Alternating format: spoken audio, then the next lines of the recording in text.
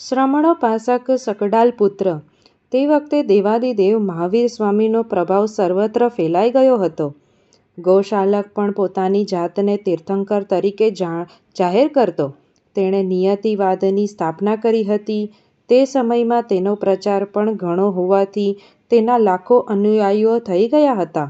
છતાં યાદ રાખવું ઘટે કે all is not gold that glitters. જેટલું ચમકે છે તેટલું સોનું નથી હોતું. ગૌશાલકના પ્રભાવમાં ઘણા શ્રીમંતો આવી ગયા હતા. તેમાં પોલાસપુરના શકડાલપુત્ર મુખ્ય હતા. તે પ્રજાપતિ હોવા છતાં નગરના પ્રતિષ્ઠિત નાગરિક હતા. તે 3 કરોડ સોના મહોરોના માલિક હતા. તેમના ગોકુળમાં 10,000 ગાયો હતી. તેમના ધર્મપત્નીનું નામ અગ્નિમિત્રા હતું. નગરની બહાર તેમની 500 દુકાનો હતી. તેમાંથી હજારો સેવકો રોટીરોજી રળતા હતા. શકડાલપુત્ર મંખલીપુત્ર ગૌશાલકને પોતાના ગુરુ માનતા હતા. નિયતિવાદ ઉપર એમને શ્રદ્ધા હતી. એકવાર તેઓ પોતાની અશોક વાટિકામાં ચિંતન કરતા બેઠા હતા. તે વખતે આકાશવાણી થઈ, શકડાલપુત્ર, આવતીકાલે તમારા નગરમાં મહામહાનનું આગમન થશે. તેઓ ત્રિકાલદર્શી જીન છે. તમારે તેમની પર્યુપાસના કરવાની છે. શકડાલપુત્ર હર્ષિત થયા. તેમને લાગ્યું કે મારા ધર્માચાર્ય ગૌશાલક કાલે પધારશે. બીજે દિવસે તેઓ ગૌશાલકની પ્રતીક્ષા કરવા લાગ્યા. પરંતુ તેમને તો અન્ય સમાચાર મળ્યા કે સહસામવન ઉદ્યાનમાં ભગવાન મહાવીર પધાર્યા છે.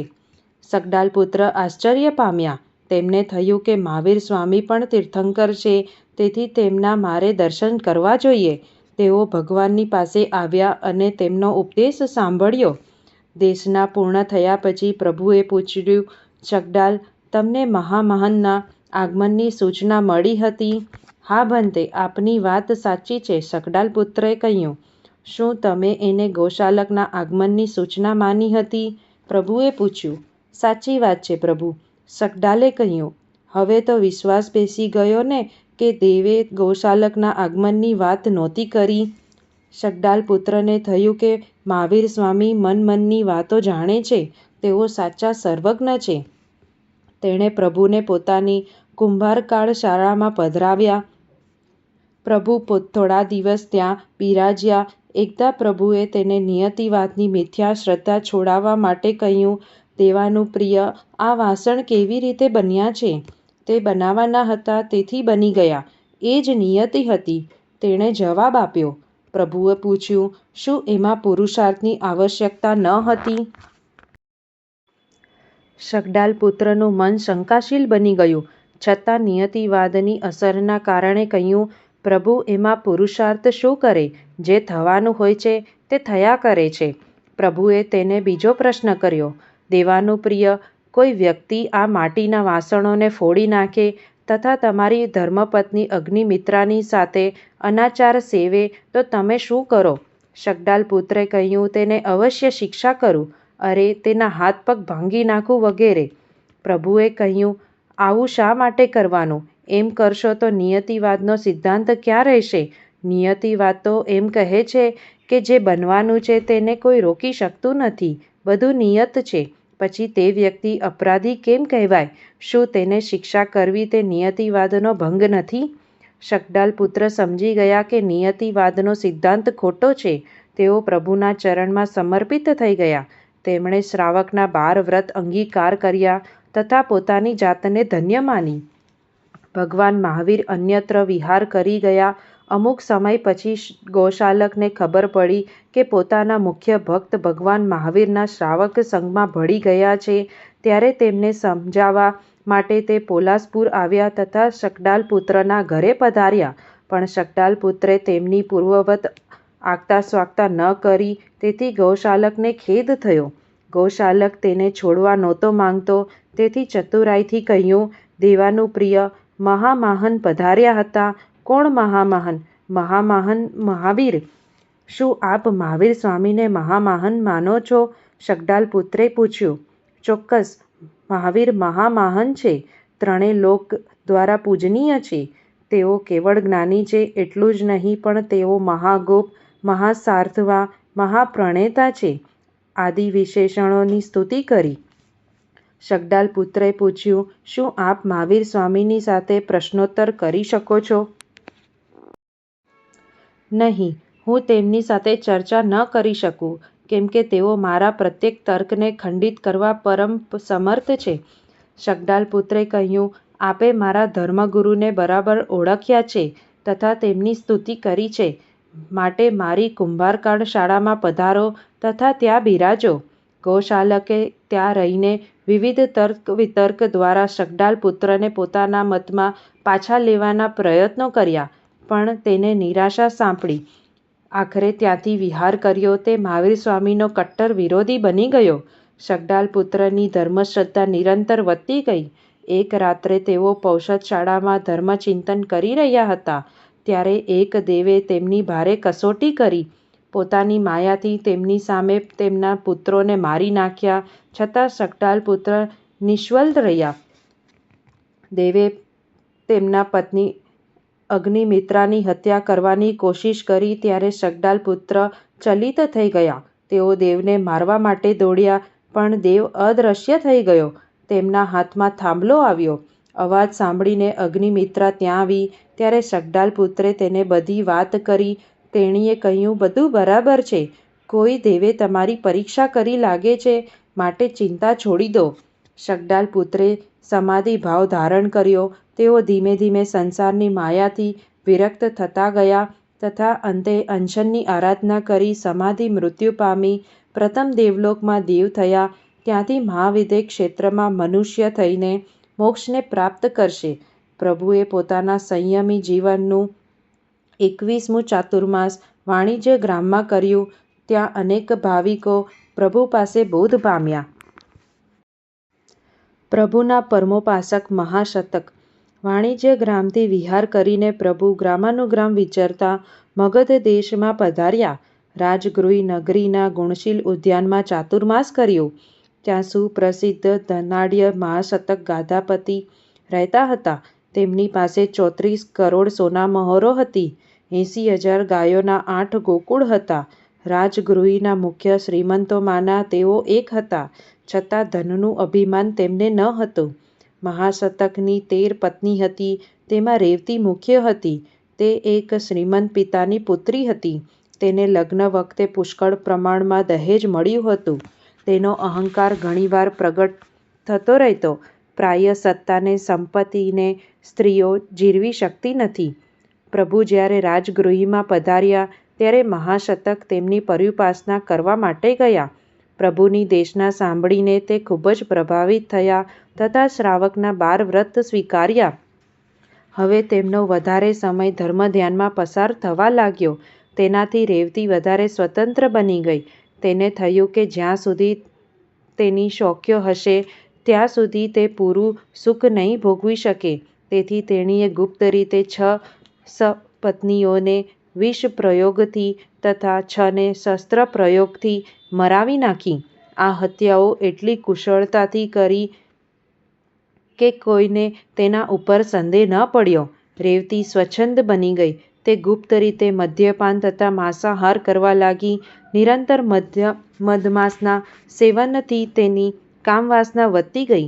ભોગ સુખોથી વિમુખ મહાશતકથી તેને સંતોષ ન થવાથી તે ખીજાઈ જતી તથા તેની સાથે વાદવિવાદ કર્યા કરતી હતી.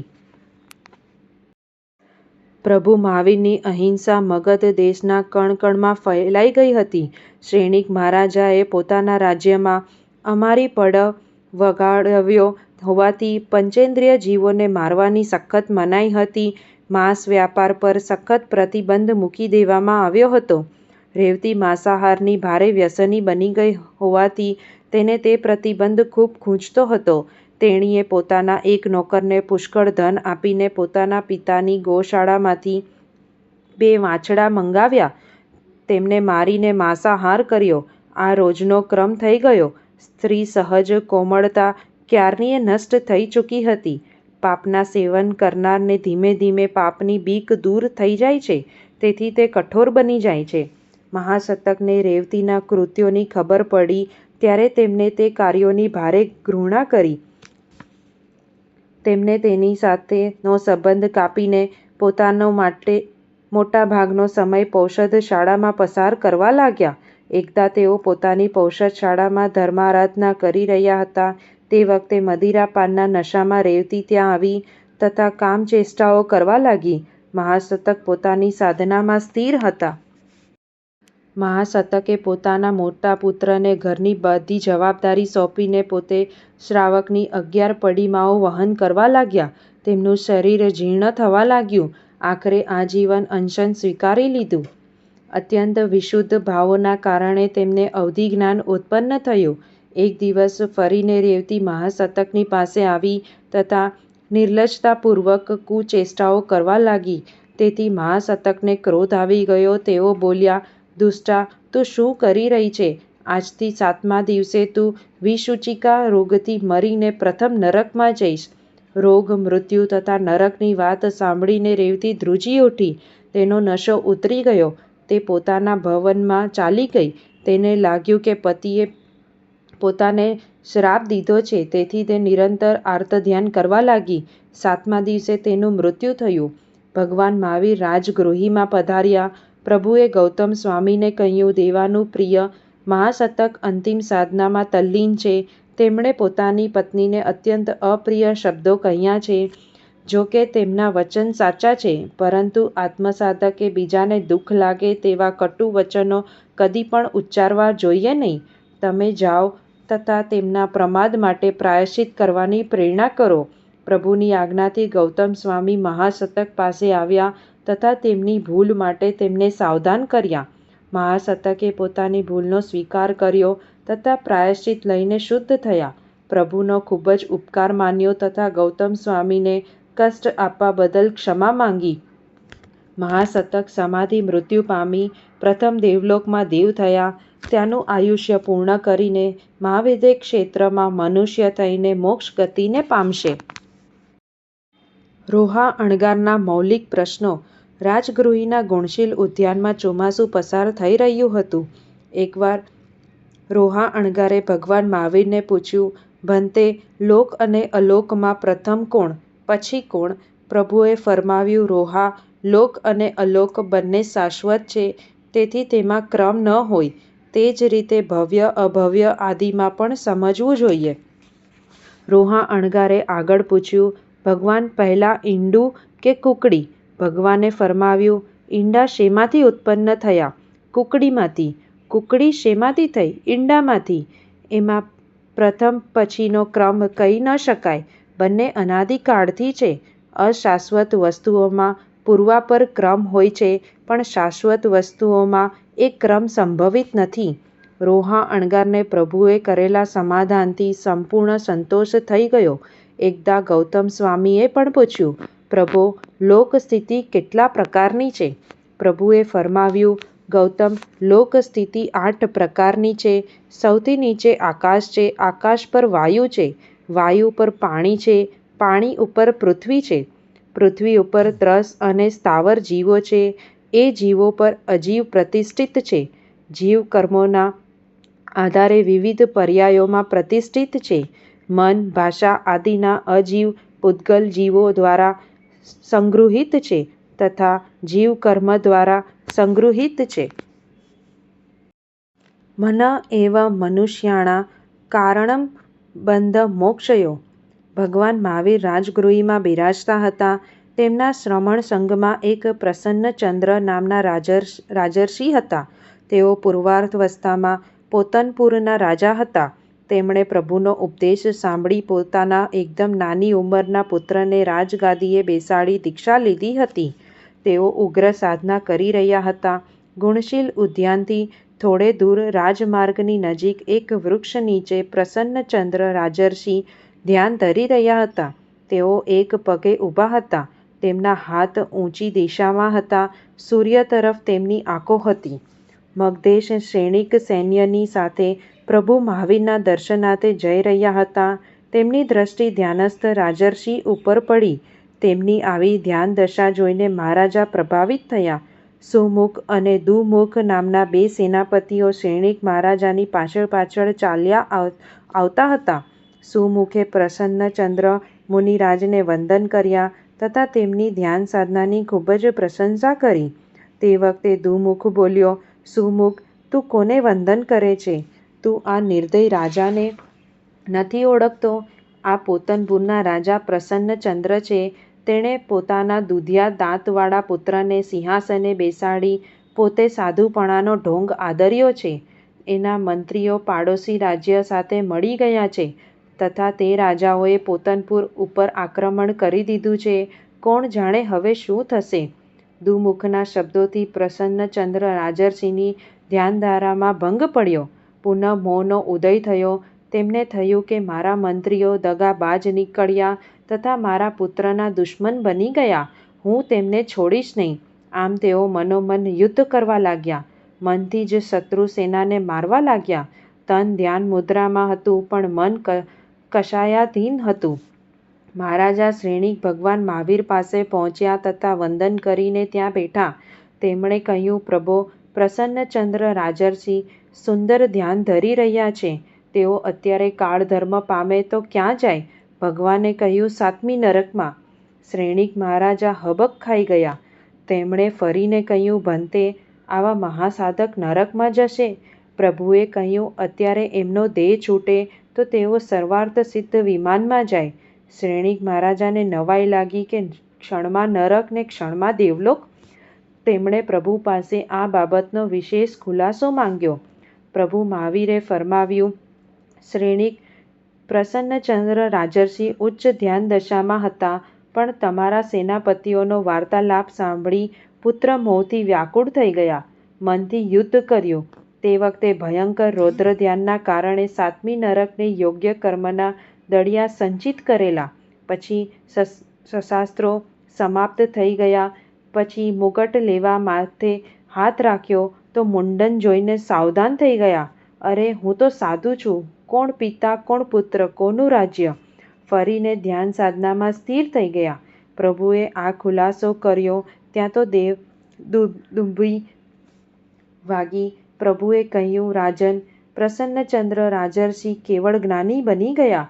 શ્રેણિક મહારાજા સહિત બધા આશ્ચર્યમાં ગરકાવ થઈ ગયા. શ્રેણિક મહારાજા કેવળી ભગવાન પ્રસન્નચંદ્ર રાજર્ષિ પાસે ગયા તથા તેમનો કેવળ મહોત્સવ ઉજવ્યો. જય જિનેન્દ્ર.